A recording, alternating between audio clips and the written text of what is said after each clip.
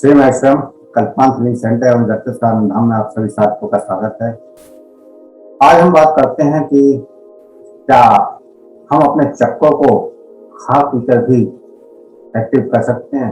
अगर आपके चक्रों की ऊर्जा बैलेंस नहीं है या किसी चक्र की ऊर्जा इम्बैलेंस हो गई है तो क्या कुछ ऐसा भोजन करके हम अपने चक्रों को एक्टिवेट कर सकते हैं, अपनी ऊर्जा का संतुलन कर सकते हैं।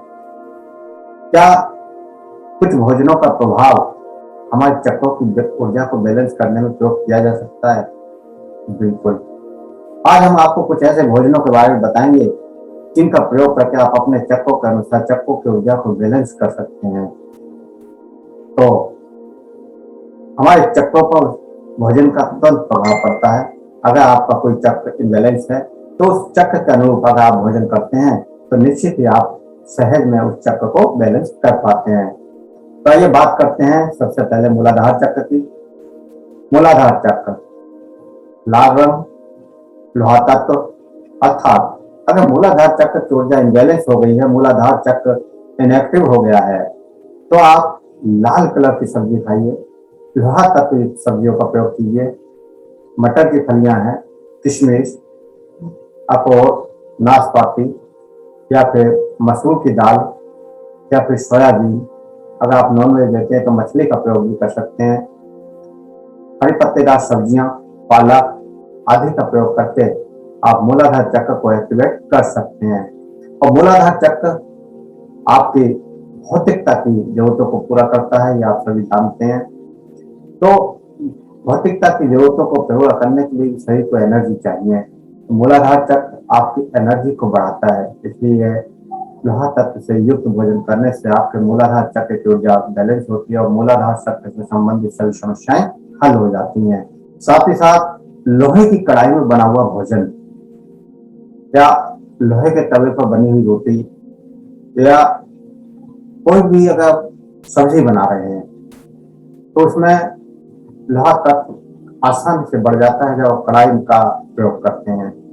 हम सामान्यतः एल्यूमिनियम की कढ़ाई का या स्टील की कढ़ाई का आजकल प्रयोग करने लगे हैं, लेकिन अगर हम लोहे की कढ़ाई का प्रयोग करें तो हमारे भोजन में लोहे तत्व की मात्रा बढ़ जाती है और मूलाधार चक्र को एक्टिवेट करने के लिए, वहां की ऊर्जा को संतुलित करने के लिए ये बहुत सहज तरीका है कि आप लोहे की कढ़ाई में भोजन बनाकर खाना शुरू कर दें। अब आगे बढ़ते हैं दूसरे चक्र की ओर। दूसरा चक्र स्वादिष्टान चक्र। स्वादिष्टान चक्र ऑरेंज कलर, ये हमारे शरीर को ऊर्जा देता है और वीर्य संबंधी चक्र है। वीर्य की बढ़ोतरी या वीर्य की कमी या वीर्य संबंधी समस्याएं, तेज, ओज, तेजस इस चक्र से जागृत होता है। तो हमें अगर इस चक्र की ऊर्जा कम हो गई तो हमको कुछ ऐसी चीजों का प्रयोग करना चाहिए जिससे वहां पर एनर्जी बढ़ जाए। तो स्वादिष्टान चक्र को ऊर्जा को संतुलित करने के लिए, वहां पर ऊर्जा को बढ़ाने के लिए आप अनाजों में मक्का है, बाजरा है, गेहूं है, रागी है, ऐसी चीजों का प्रयोग कर सकते हैं। दालों में आप सोयाबीन है, मसूर की दाल है, अरहर की दाल है, उड़द की दाल है, इनका प्रयोग कर सकते हैं। सब्जियों में चुकंदर, पत्ता गोभी या फिर ड्राई फ्रूट में खजूर या छुहारे या फिर अखरोट या फिर बादाम, अनार, ये सारी चीजें आपके स्वादिष्टान चक्र को जागृत करती हैं, स्वादिष्टान चक्र की ऊर्जा को बैलेंस करती हैं। पर अगर वहां पर स्वादिष्टान चक्र की ऊर्जा से संबंधित बीमारी है तो आप इन चीजों का प्रयोग करके आराम से स्वादिष्टान चक्र को एक्टिवेट कर सकते हैं। दूसरा, कुछ ऐसी औषधियां भी हैं जैसे सतावर, अश्वगंधा, गोखरू और आपका गिलोय या मुलहटी, ये भी आपकी स्वादिष्टान चक्र की ऊर्जा को जागृत करते हैं। तो आप इनका प्रयोग करके भी अपने स्वादिष्टान चक्र की ऊर्जा को बैलेंस कर सकते हैं। चलिए अगले चक्र की ओर बढ़ते हैं, मणिपुर चक्र। मणिपुर चक्र सूर्य चंद्र ऊर्जा बिंदु या पूरे शरीर की ऊर्जा हमें मणिपुर चक्र से मिलती है। या आप ये कहें कि पूरे शरीर की ऊर्जा का स्रोत, केंद्र, बिंदु हमारा ये मणिपुर चक्र है। अगर मणिपुर चक्र की ऊर्जा इम्बैलेंस हो जाए तो आपका पूरा शरीर निस्तेज हो सकता है, पूरे शरीर में आलस बना रह सकता है, आपके नाभि डिस्टर्ब हो जाते हैं, आपका मेटाबॉलिज्म सिस्टम बिगड़ जाता है। तो तो क्योंकि यह जल तत्व का स्थान है और जल तत्व का स्थान पीला कलर, तो हमें यहाँ पर पीले कलर के फल काफी लाभदायक सिद्ध हो सकते हैं।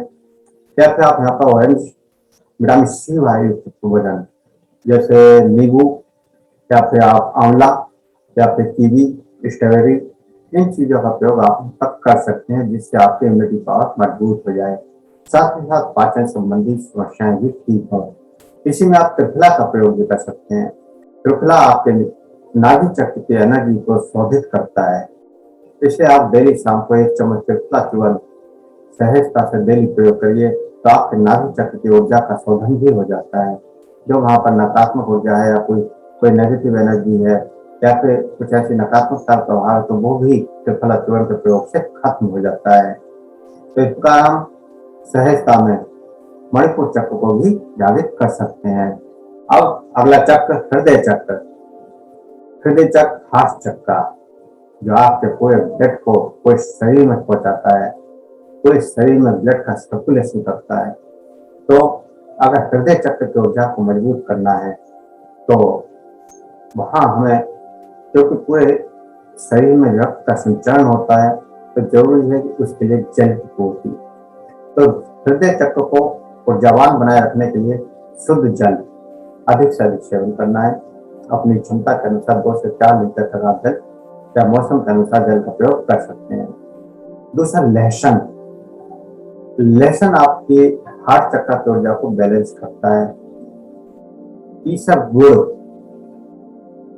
हल्दी और नाशपाती, नींबू, हरी पत्तेदार सभी सब्जियां, साग, सरसों, पालक, बथुआ, मेथी, इस तरह के सभी साग, जितनी भी साग हैं वो सभी आपके हृदय चक्र की ऊर्जा को बैलेंस करते हैं।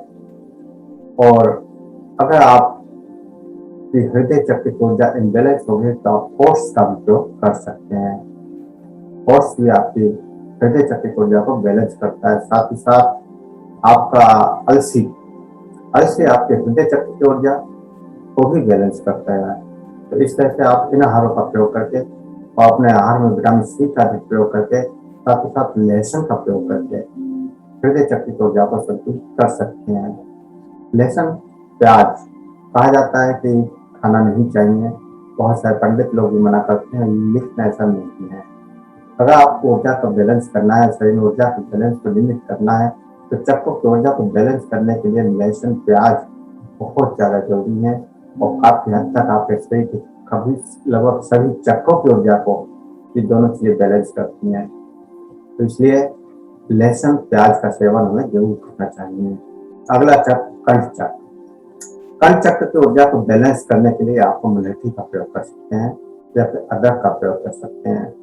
अगर कंठ चक्र की ऊर्जा इम्बैलेंस हो चुकी है तो आप पानी में लगभग, जैसे चाय में अदरक का टुकड़ा डालते हैं, 1 कप चाय में जितनी अदरक डाली जाती है उतनी अदरक 1 कप पानी में उबालें और दिन में 3 बार पिएं।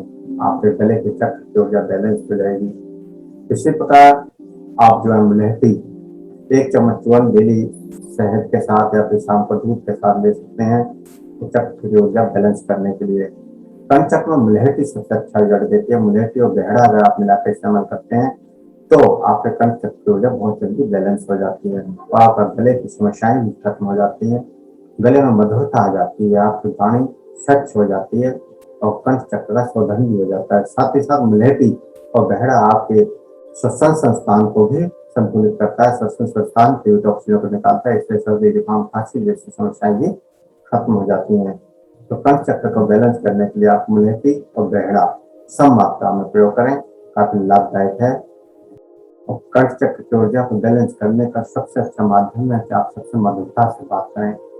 आपकी मधुर बोली आपके कंठ चक्र की ऊर्जा को संतुलन कर देती है। ऐसे ही हृदय चक्र की ऊर्जा को आपका प्रेम, सबसे प्रेम से बात करें, सबके लिए प्रेम का भाव रखें, तो आपके हृदय चक्र की ऊर्जा बैलेंस हो जाती है। तो आपके भावों से भी ऊर्जा बैलेंस होती है। और जब आगे बढ़ते हैं तो आज्ञा चक्र आपके भावों के ऊपर निर्भर करता है। आज्ञा चक्र की ऊर्जा अगर इम्बैलेंस हो गई है और साथ ही साथ सहस्त्रार चक्र, इन दोनों की चक्रों की ऊर्जा को आप केवल भावों से संतुलित कर सकते हैं। जैसे भाव सकारात्मक, कुछ परमात्मा के प्रति सदा सकारात्मक रहे, पॉजिटिव रहें। आपकी पॉजिटिव थिंकिंग, आपका विश्वास उस परमात्मा के प्रति कितना है, इस बात पर डिपेंड करता है कि आपके आज्ञा चक्र की ऊर्जा, आपके सहस्त्रार चक्र की ऊर्जा कैसी होगी। तो अगर आपको अपने सहस्त्रार चक्र की ऊर्जा को बैलेंस करना है, अगर आपको अपने आज्ञा चक्र की ऊर्जा को बैलेंस करना है, तो जरूरी है कि आप अपनी चेतना में, अनकॉन्शियस में जानने की कोशिश करें। कैसे? ध्यान के द्वारा। जब आप ध्यान की गहराई में उतरते हैं, गहरे ध्यान में उतरते चले जाते हैं, तो आपकी ऊर्जा चेतन से अचेतन की ओर जाती है।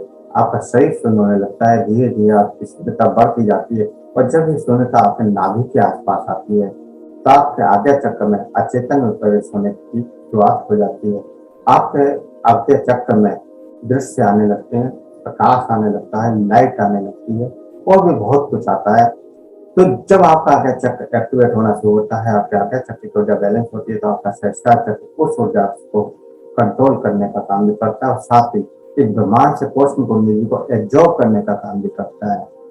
कॉस्मिक एनर्जी तभी आपके सहस्त्रार चक्र में प्रवेश करती है जब आप स्थिर हो जाते हैं, सहज हो जाते हैं, या एकाग्र हो जाते हैं, या पूरी तरह से एकाग्र हो जाते हैं, आपका शरीर शून्य हो जाता है, आपका विचार शून्य हो जाते हैं। तब आपके अंदर जो कॉस्मिक एनर्जी, ब्रह्मांड की ऊर्जा, वो अंदर प्रवेश करने लगती है, और फिर आपके आज्ञा चक्र का और सहस्त्रार के चक्र की ऊर्जा का बैलेंस बन जाता है।